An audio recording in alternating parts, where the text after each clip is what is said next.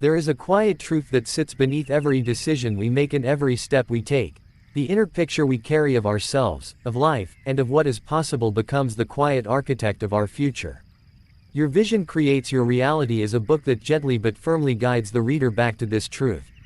It reminds us that life is never shaped solely by circumstances but by the stories we hold, the meanings we attach, and the vision we dare to protect in our hearts.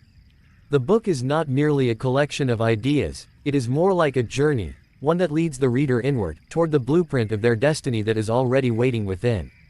The author begins with a simple question: what vision are you living from right now? Most people do not realize that they already have a vision, even if unintentional. For many, it is a vision shaped by fear, past disappointments, or the expectations of others. The book paints the picture of a young woman named Amina, who spends years moving through life with a quiet heaviness. She is not unhappy, but she is unfulfilled, living in a world that feels too small for the dreams she once carried. Instead of imagining what she truly desires, she focuses on avoiding what she fears. Her vision becomes survival, not expansion. Her reality, in turn, mirrors that limitation. Through Amina's journey, the book shows us how easily a person can drift into a life built from unconscious patterns rather than intentional creation. One of the most powerful lessons in the book is that vision is not merely imagining, it is choosing. It is choosing what story you will allow your mind to return to again and again. The author describes vision as an internal compass, a quiet north star, that keeps you aligned even when storms rise. Vision does not guarantee an easy path, but it guarantees a meaningful one. Amina learns this during a moment of awakening. She realizes that she has been waiting for life to change so she could change, when in truth, life had been waiting for her to change first.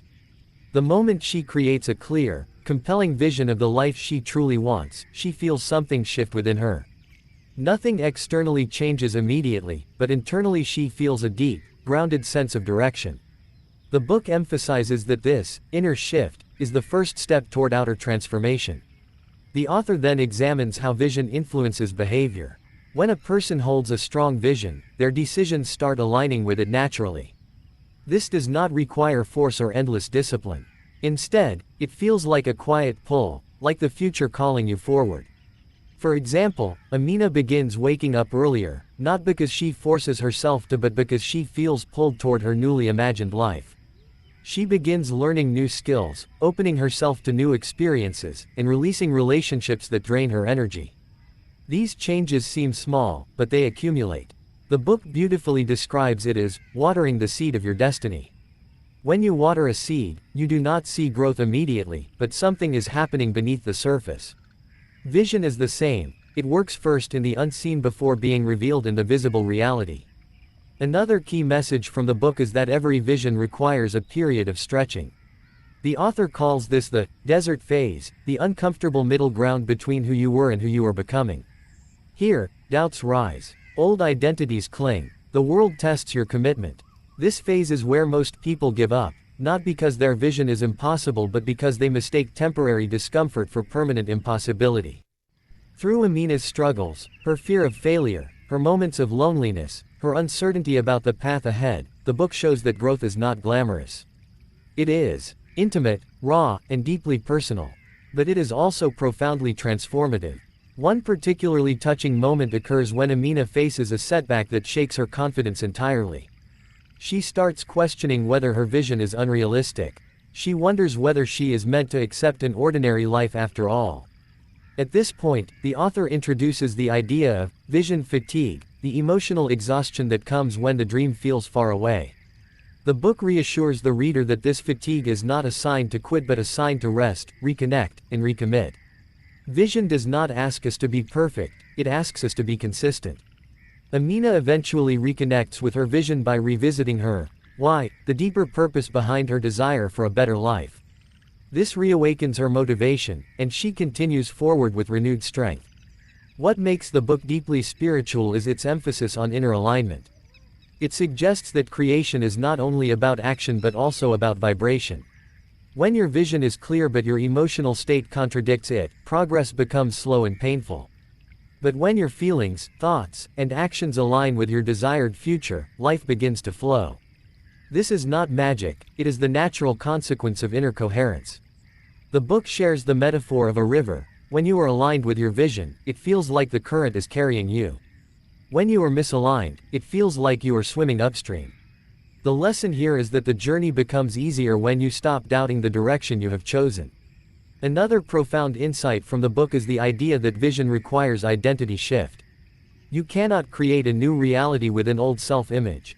Amina learns that her vision is not just something she wants, it is something she must become. She begins to ask herself each day, what would the future version of me choose right now? How would she think? How would she speak? How would she carry herself? With each small shift in behavior and mindset, Amina begins embodying her future self.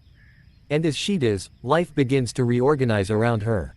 Opportunities show up. Supportive people appear. Old doors close so better ones can open. This reinforces the message that reality responds to who you believe you are. The book also emphasizes the power of imagination. Many adults lose their ability to imagine freely because they have been conditioned by practicality.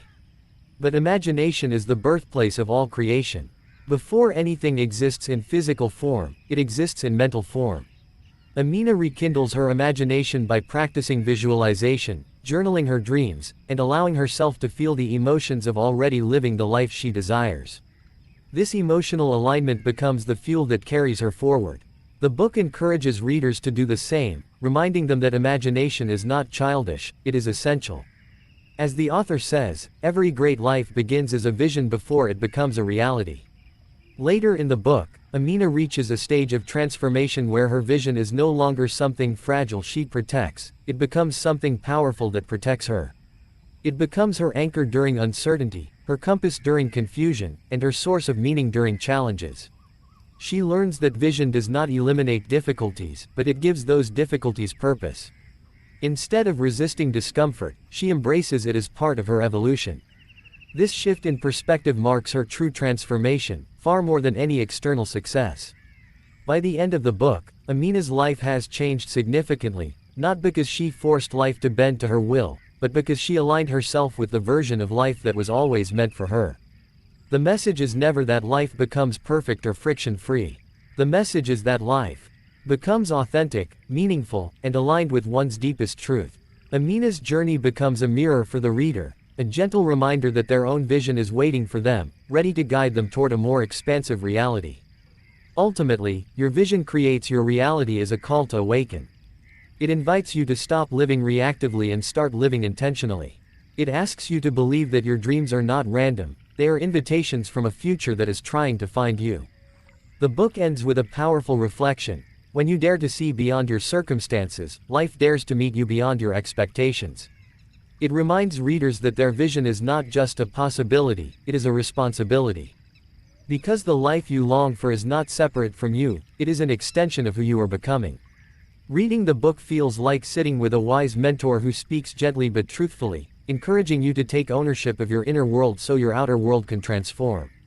It is a reminder that your vision is a seed, your belief is the soil, your actions are the sunlight, and your consistency is the water. And with time, patience, and faith, what was once invisible becomes undeniable.